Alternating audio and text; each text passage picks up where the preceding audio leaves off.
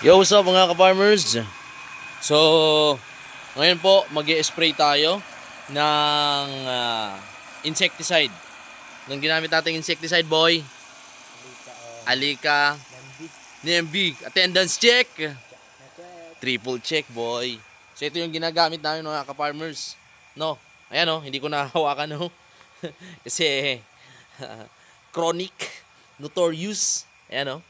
Yan yung ating ginagamit. So ito naman Atmos, ito naman Kelpak. No, growth hormone, miticide, and then yan no, kutsara, no? Yan po yung ginagamit niyang pagkain. All right, boy. May kutsara siya, boy. No.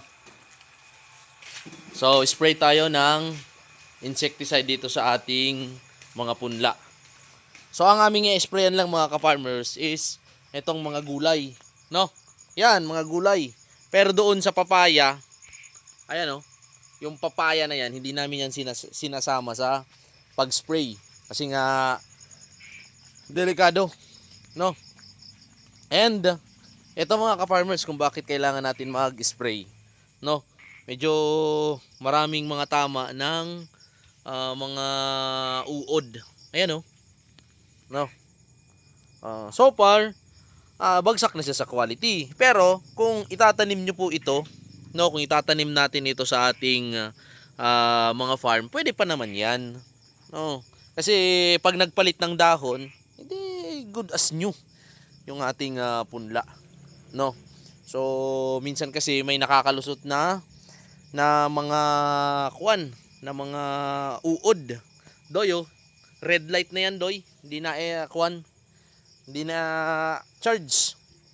No, so ang pag-spray namin mga ka-farmers is kahit sa ganito pa lang, wala pang tubo, no? Wala pang tubo, nag-i-spray na po kami diyan. Kasi minsan may mga itlog na ng mga insekto na hindi naman natin nakikita ng ating mga mata. Agad-agad, no? Kaya ang nangyari, pag tumubo yung punla, ayan no, pag tumubo yung punla, aba matik na. No, nandiyan na agad yan sa mga dahon, no? Kaya nagkabubutas-butas yung mga dahon mga ka-farmers, no? So this is part of maintenance ng ating mga seedlings. Ayan, no? Thank you mga ka-farmers. Peace yo.